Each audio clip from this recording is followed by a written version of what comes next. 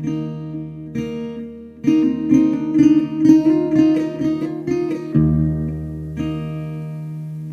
right, here we are. This is Jay Brown Yoga Talks podcast. My name is Jay Brown. How's it going, whoever you are? Are you new to the show today? If so, welcome to you. Everyone else, what's up? Life is still feeling pretty weird. I don't know about you, but I'm hoping that it's not all just bad news. It's been a while since we've had like a real check-in here. And I had some really good news. Like something really wonderful happened for me in the last few weeks. And it feels strange that something really great happened in the midst of so many bad, horrible things happening. And, maybe if you're having a really bad time right now, you don't want to hear about my good news. And I totally get that. And maybe you're new to the show or you just don't care about me and my life. I totally understand. And if that's the case, please just skip on ahead. I have a wonderful talk with Kari Hohne today. We talk about dreams and the I Ching. I'm going to say something about that. We're going to get to it in just a bit. But I feel like there's so much bad news these days. And I've been focused on a lot of it. Here on the show, I've just, I've been consumed sometimes, as you know.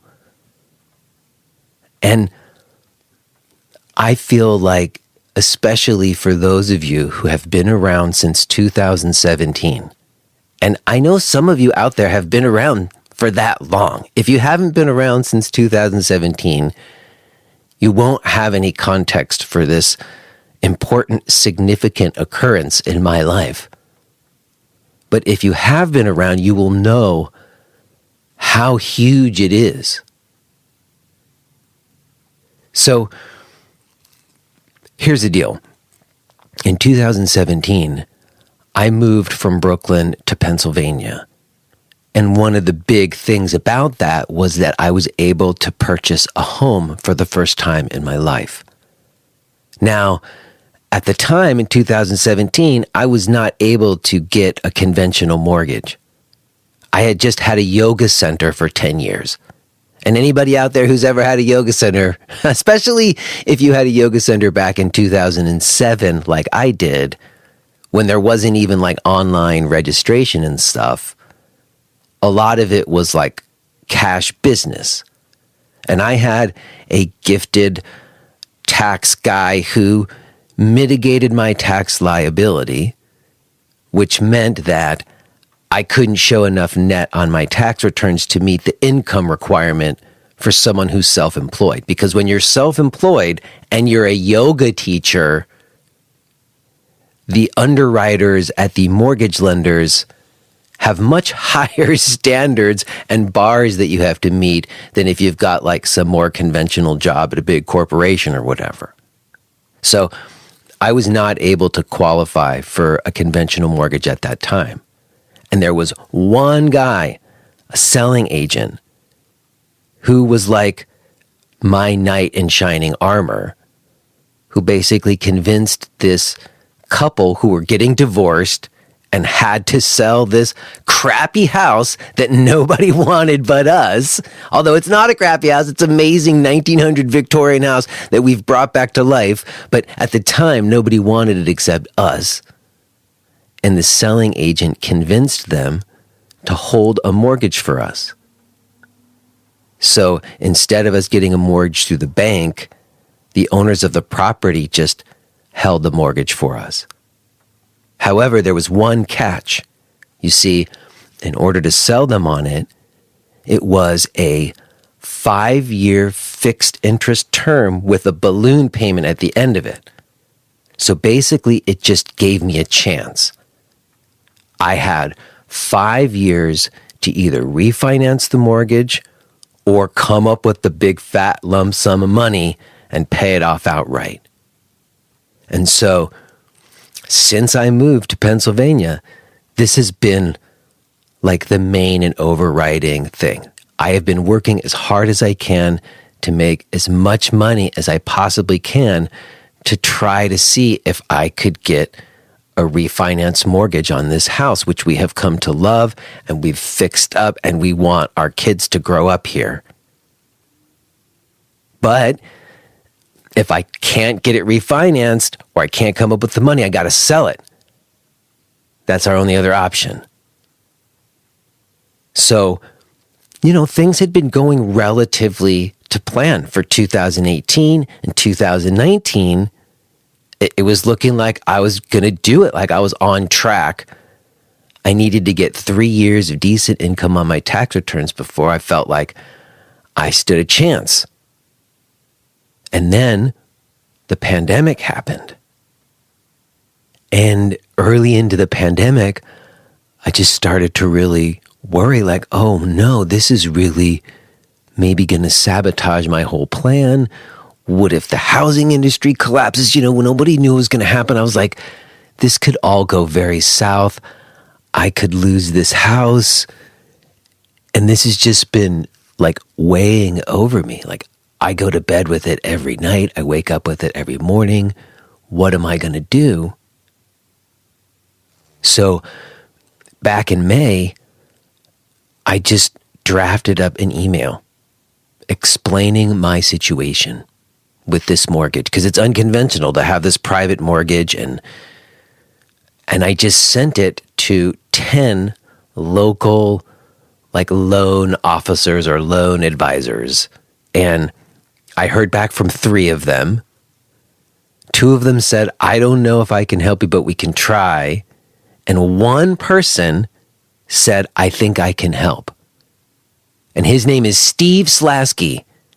And shout out to Steve Slasky and Robert Rowe from Cross Country Mortgage. So Steve said he could help me. And that was in May of 2020. And since then, I have literally sent them every bank statement, every rent payment receipt, every profit and loss spreadsheet I have. They have been so far up my ass for the last year. Anytime they ask me for something, I send it to them within 2 hours. And initially what happened is I got denied because Fannie Mae sets all of the underwriting guidelines, and they were moving. They were like a moving goalpost, and nobody knew why, because of the pandemic. Everything was so up in the air. Everything was so delayed. It's just been taking forever, and they keep telling them one thing and then changing it. And then there was a little bit of an opening where Rob, who's another saving angel of the universe, he just fought for me. Basically, I think over the last year, I won them over. They just felt like this guy's gonna pay his mortgage. I got a 750 credit score. I can't be more honest and transparent. I've been paying the mortgage every month for the last 3.5 years. And they basically convinced this underwriter to grant me an exception so that they could sign off on it. Steve signed off on it. And 2 weeks ago, I closed on a 30-year fixed rate mortgage on this property. I no longer have to worry that I'm going to lose the house. As long as I can make the mortgage payment, we can stay here for as long as we want. And it's just so huge. It's been my main thing. I wanted to find us a place to live. I wanted to find us a place we could have these kids grow up, and that has happened for me. And it felt like we opened a door in a wall. Like there was a wall there, and we found a way to open a door in it. And, if you're a yoga teacher out there and you're trying to get a mortgage ever, you're going to need a champion. You're going to need somebody who can navigate that and find a way for you to bypass the system somehow, because we're totally in the margins. Like, we don't even make sense to the algorithms that they're using. But I am here to say that it is possible. And it is so bizarre that this happened right in the midst of so much other tumult. I don't know, it has also made me feel hopeful. Like, in the same way, if you remember, if you were here in 2017, like, I was like down on my knees and begging the universe for a little bit of help, which is not an easy thing for me to do. I don't normally ask anybody for help, much less the universe. And the universe answered my call. And that has happened again. And when it happens like that, I feel newly hopeful and inspired.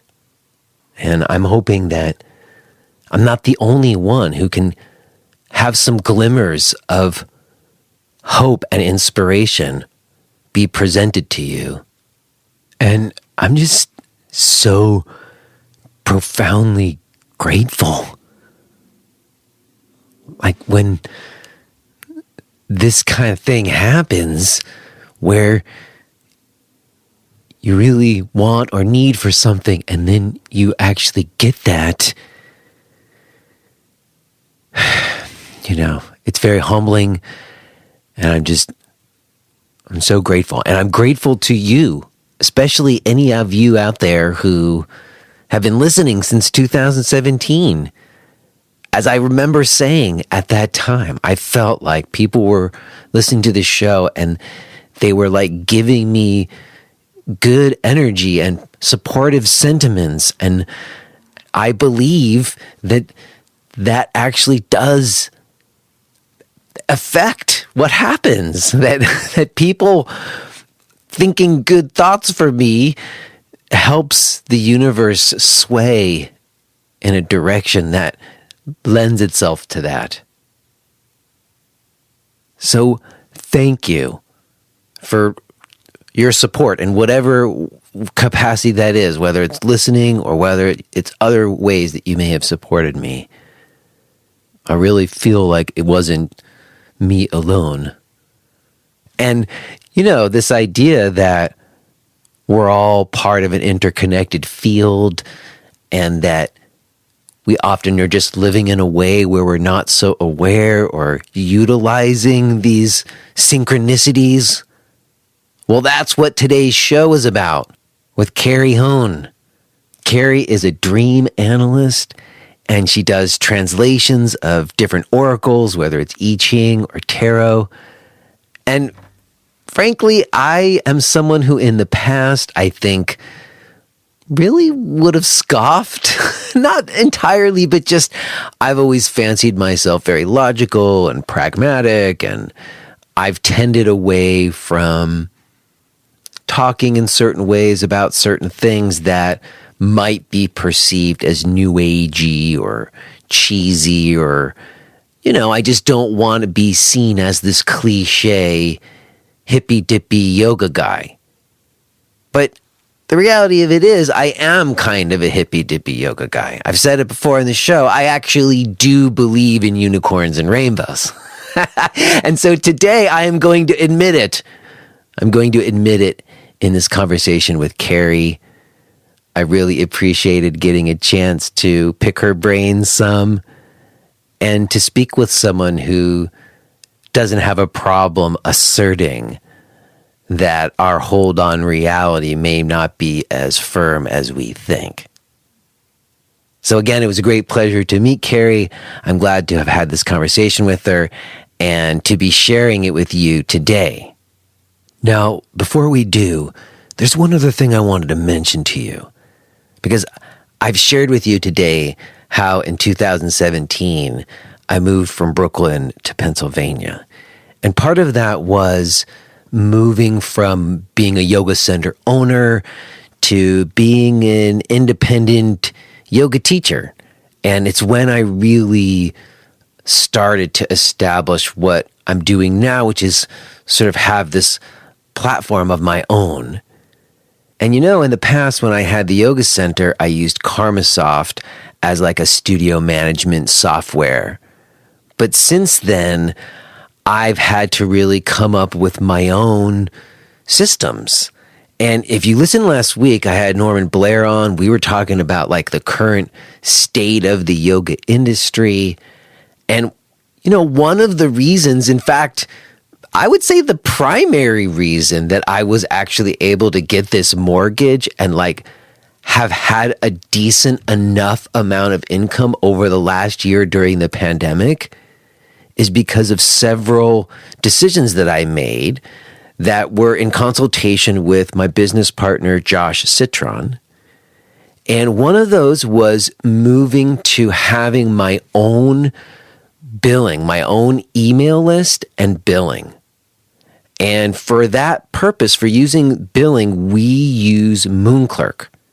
And Moonclerk is how I do all of my recurring payments, or now I also use it for one-time payments. It's kind of like you might use PayPal, but a million times better. And I think having something like Moonclerk to do your billing is absolutely essential if you're trying to be an independent yoga teacher out there right now. And this is exactly what we talk about in the Yoga of Business course that Josh and I do. If you don't know about that, we've been doing it for a while now. I don't know how many months, almost a year. I can't even remember. We've been doing it for a while. And in that course, we've basically been just showing everybody what we've been doing, what's worked, what didn't work. We show all of our spreadsheets and share all the numbers. And then we also work with people on their stuff, on their websites and on their pricing, and try to help people figure out more sustainable ways to build like some yoga income for yourself, if that's something that you're trying to do. Not everybody's trying to do that, but if you are, you need something like Moonclerk to do it, in my opinion. And very often you need like help. You need people that you can bounce ideas off, and then maybe people who've done some of these things before. And if that's something that you need, then I definitely want to encourage you to sign up for the Yoga of Business course. But if you are out there and you are doing your own thing, then I really want to recommend that you use Moonclerk. And I would very much appreciate it if you let them know that I'm sending you. So go to jbrownyoga.com/Moonclerk. That's jbrownyoga.com/MOONCLERK, jbrownyoga.com/Moonclerk. Check it out. Use it for your billing. You will not regret it. And like I said, check out the Yoga of Business course. You can find that along with all of my stuff at jbrownyoga.com. Okay, y'all. I think that's plenty good. I've got a few other little things to say to you on the other side, but I think for now it's time. We need to get to it. So let's do that. Let's go ahead and listen to this conversation that I had with Kari Hohne.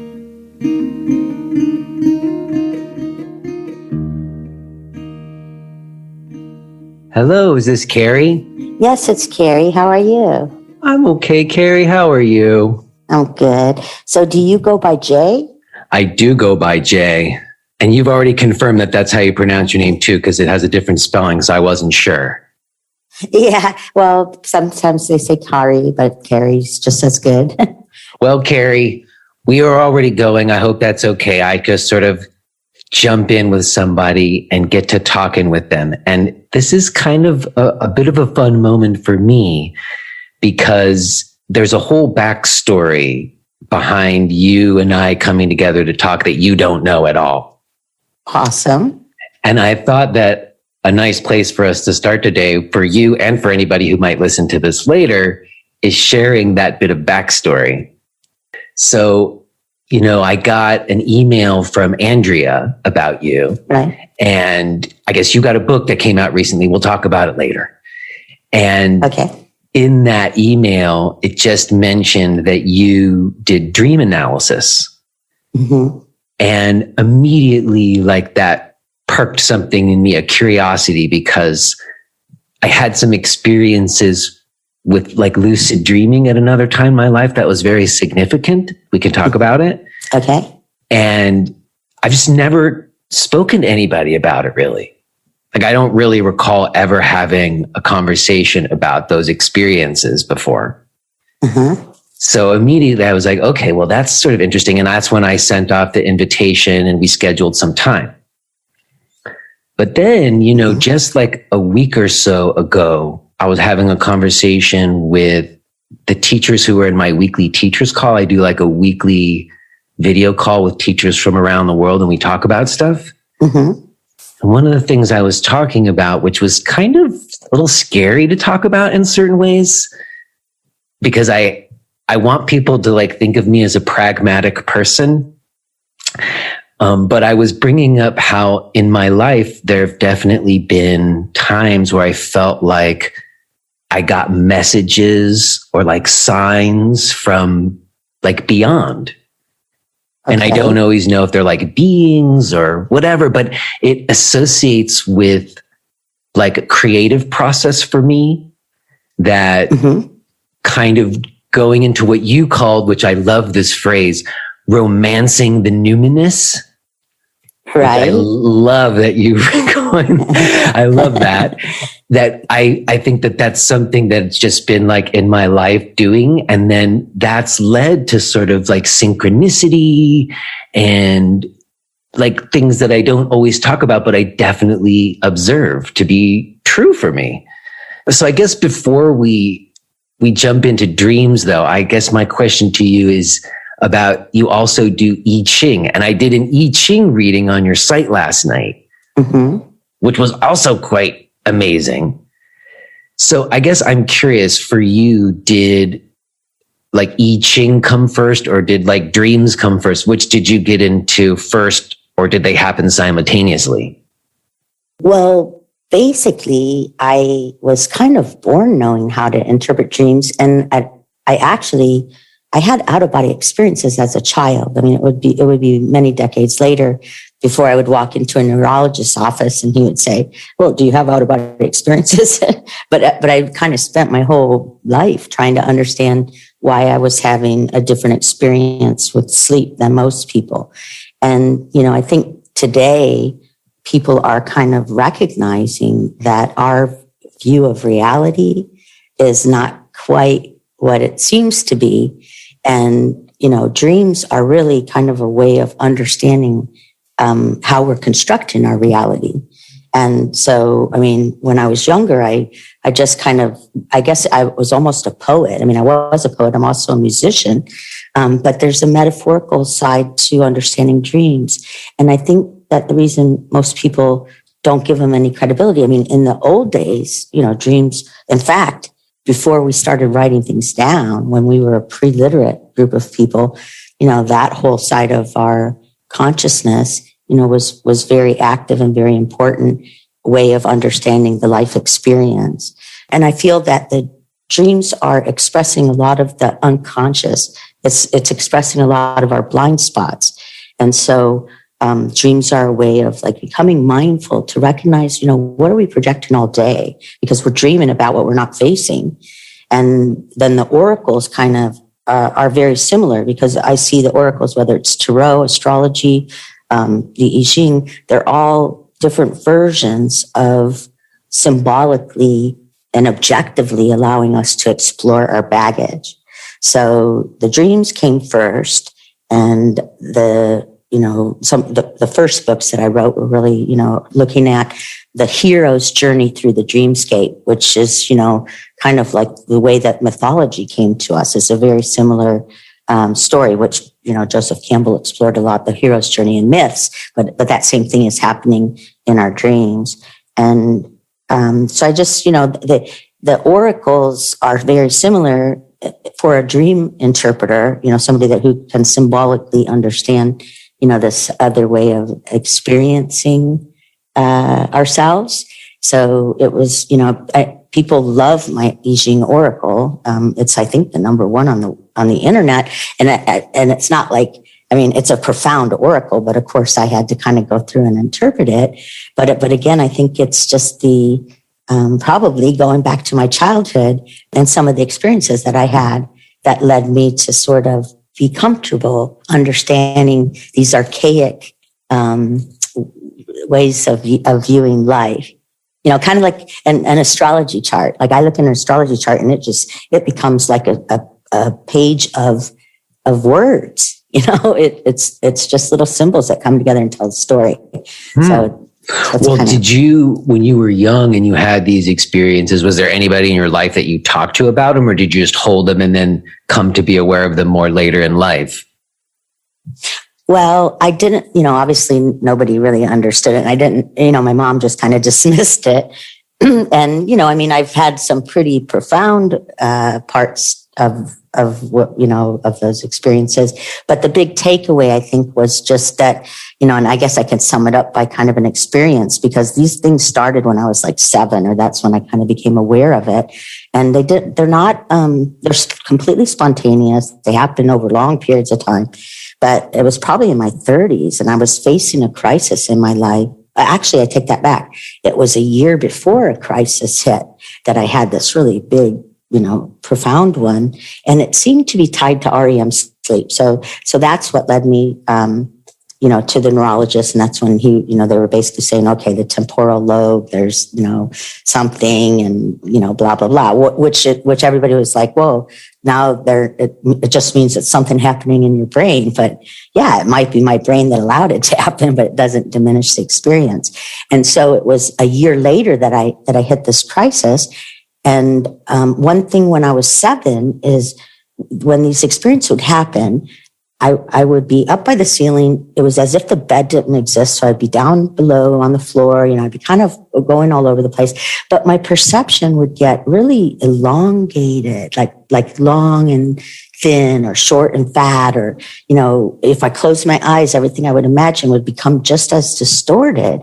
And that was something that I would explain along with, hey, not only am I leaving my body, but Mom, something's wrong with my, And so fast forward to 30 years, when this crisis hits, I had to decide, I had signed up for an Einstein conference at UCLA because I, studied physics and history, comparative religion and all that to try to understand why it was happening. And I became a junkie in physics, but wait a second. So you studied religion and physics to try to figure out these experiences? Exactly. That's how I became the walking encyclopedia, which is my website, is really like a place to explore archetypes from the East, from the West, there's a dream dictionary. There's the, yeah, we can talk about the dream dictionary. Yeah. But anyway, this is just a kind of a funny thing, because so I'm sitting in this, I'm at this conference with all these like bald-headed, bespectable men, men in glasses, let's say, and me at UCLA, and the guy's talking about, relativity, general relativity, and, the speed of light, 186,000 miles per second, and the human body could never travel that fast without succumbing to the forces. But what would life look like? So if you're going forward, that dimension collapses. So it looks long and skinny. And if you're going up, that dimension collapses. So it was like they're showing pictures of exactly what things look like to me when I'm out of, when I've had the sensation of being out of my body. So it's so it made me feel like, okay, space-time is one expression of reality with the dimension of time. And, and maybe I'm in an energetic condition, and maybe this energetic condition, and why this happened when I made the choice to go instead of sit home and cry over the crisis in my life, is kind of like the first affirmation that you are experiencing something bigger. That you're not crazy, or does that make sense? It was like, it does make sense. I think it's what you called the field, right? Is that what you're experiencing, the field? Yeah. So, everybody we might argue over the exact words to interpret. I know. I like the ones you chose. I like the field. I like that because it's boundless. Okay. And so, yeah. And that's kind of where we are in the dreamscape. We're in a more boundless, less ego-centered way of relating to whatever consciousness is. So I think consciousness comes first. I don't know. Like I said, I know that's a big debate, isn't it? Exactly. And we all know that reality, because what my takeaway from dreams was that the reason people can't understand their dreams is because they look at them literally and they don't recognize that that it's basically a projection. Like the train on a track and you're jumping in and out of it can represent people laying down rules in your life and you're not sure if you should stay on and follow that track because you can't change it, or the house and the paradigm and the unknown rooms and everything is you, even other people. Brad Pitt shows up in a lot of people's dreams because he represents kind of like a blend of the masculine feminine. So it's a very, evolutionary archetype for the way he vibrates or whatever. But because, we don't recognize that if you stop and say, well, everything in that dream is reflecting some aspect of me, then you can understand the dream. And then that's why I felt that reality is the same way. It's a similar projection. And so I'm kind of excited to see that people are finally starting to say, what we experience as reality is a dumbed down version of it, as if we have like a HTML, user interface, or it's all about survival. Well, we could talk about early internet days, but I think one of the things I want to say that I've heard you also speak about is sort of like a relationship or like a parallel between like the way poetry works and the way dreams work. And I think that makes a lot of sense to me because in a similar way, even that like people aren't as into poetry because it invites you to have to tap into other ways of perceiving or hearing. And sometimes that's like in the context of our culture right now, like everybody would rather be on social media than have to like explicate poetry. Exactly. And in a similar way, that's why like dreams aren't as important. Like we don't value them. Exactly. And in the same way that I've written about that. The poetry appreciation classes is probably me and a couple other people are, in the same way that most people don't like poetry. They don't like the non-literal. They just want everything to be really clear. And, if it's something that's going to make me wealthy, healthy, I don't need to know that there could be this hidden underbelly of life. And that's why they're stuck in their projections. And that's what mindfulness is out to achieve, is own your condition. You feel separate from everybody around you, but nature shows us it's an interconnected something, and we are no different. Yeah, that's what I was going to say next. Another thing that you speak about when you talk about the field is that it is a field of interconnectivity. And that is something, another reason why, and I'll just share this with you, I think like some people veer away towards even conversations like this or poetry even, is that there's a certain, and it was true for me, like feeling like it's kind of cheesy or new agey or something. Exactly. And when I first got into yoga, like in the early 90s, it was all about this for me because I was like having all these experiences and yoga became this way for me to kind of understand them more. And ultimately, when yoga became more mainstream, I kind of rode that wave, and it was always something that was still with me, but it kind of was on the down low because I was like putting out this like functional movement and like other kinds of stuff that like the market seemed to be more interested in. And it was sort of like people weren't as into, more, I don't know. I want more poetry in a way. Like, and so ultimately in this pandemic over the last year, because the industry's shut down and it was just me with a smaller circle of people who were just there because they were interested in what I was doing and not like me trying to like reach the masses or whatever, I opened myself back up to this and have been using a lot more nature imagery and poetry because that's what I need right now more than anything. That's kind of to me, that's the purpose of the pandemic. I think that in an interconnected system, not one aspect, not one species can start to like overrun it, in the same way that, we know bacteria have learned to exist with us, but in some ways we're like a day spa for bacteria, or in the virus, but we were kind of number one, not connecting up anymore. We were separating and angry and now the virus, we can think, well, it's going to kill us, but I don't believe the system allows any one aspect of it to take over, but things get balanced out that way. Just like the wind, the hot brings the cold and they start dancing around. And, there's always a pursuit of balance. And I hear you on the cheesy stuff. I mean, I think for me, at a certain point, just like, I don't care anymore. Like, it's not cheesy if it's coming from a certain place, I think, or even it's not cheesy just because I'm in reaction to like what the market wanted rather than just what is my experience and what is most immediate and real to share. Exactly. And that's really the joy of not having to figure anything out. You come to a point where it's just like emptiness and, the surprise of arriving and letting it be whatever and not, just because the saber-toothed tiger's not chasing us around anymore. And, we got time to try to figure it all out. The simplicity of it all is what makes it, special. And that's where I think we have all been led recently.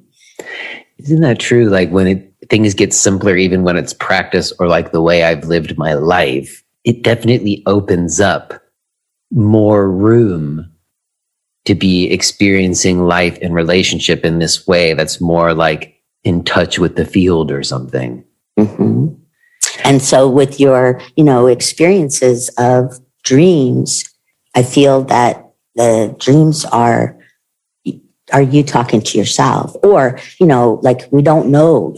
I always say the dreams know the dreamer better than they know themselves, because I've been interpreting dreams for people all over the world for decades. And it doesn't matter where they're from, Indonesia, England, Spain, we're all kind of dreaming the same stuff and we're all kind of going in the same direction.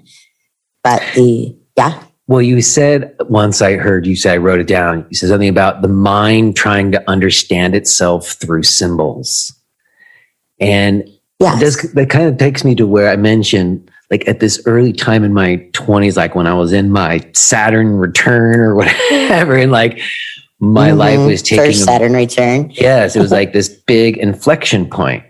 And I remember it very well. And I was having all these experiences, and I was doing pretty intense practice at that time.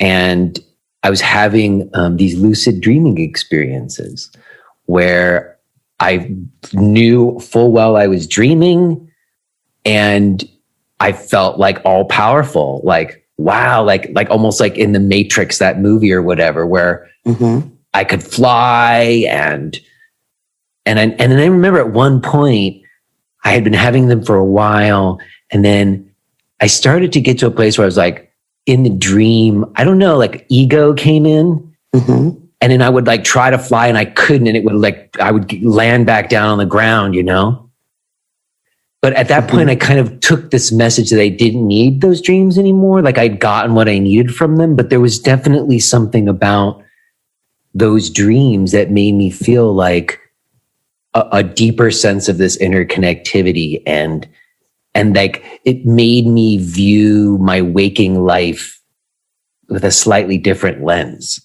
It's almost like I see those waking up in a dreams, which is what lucid dreaming kind of is symbolic of kind of a leap in empowerment or a leap in consciousness expansion, or, they seem to follow periods of what we would call success, or, it's like in the same way, if somebody dreamed of waking up, but they didn't really wake up, then they woke up, it's kind of a double dose of like, repression. The waking in the dream seems to coincide with like breakthroughs.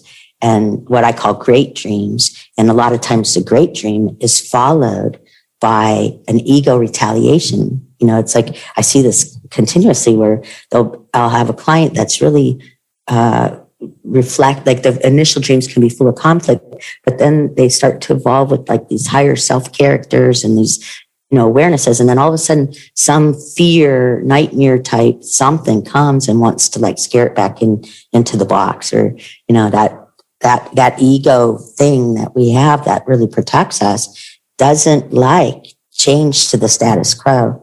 And so that might have been what you were kind of experiencing, the lucid state, and then feeling like ego is always trying to shut it down. You said the ego doesn't want to know what we're dreaming about. The ego, it likes the comfort zone. And that goes back to the people that really don't want to know what they're dreaming. They don't care. There's no reason unless you are somebody who wants to understand life a little bit more deeply, or you're having one bad relationship after another and you want to know why. Dreams are active when you're in psychological work, or the majority of people don't care. They don't really want to know. And it was funny because when I first wrote my book, I think it was 2006 or whatever, The Mythology of Sleep, which is the hero's journey through the dreamscape. I was in New York, and when I was pitching it, they were like, "Oh, you're from California." I was from California then. And it was funny because my web developer was like, "Wow, your dream dictionary might be good as an app." I don't know if you've ever heard of these things, but Apple has something called an app, and and maybe it will bring people to your website. And so I basically made it into an app, and it was like in the top 10. And so it was kind of like the early adopter that would use apps is the younger generation or whatever. They totally want to understand their dreams.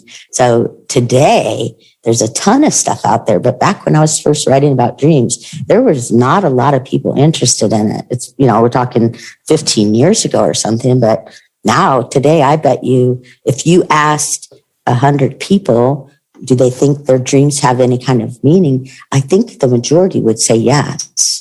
Whether or not they understand them, I think they would feel that there is something, if not even just like a digestive organ, that taking the good and getting rid of the bad. Or Well, it's funny because I've talked about that too, because 15, 20 years ago, I got in on the kind of ground floor of the internet too. And like before the algorithms got changed and everything, when Facebook was just connecting with your friends from high school or whatever,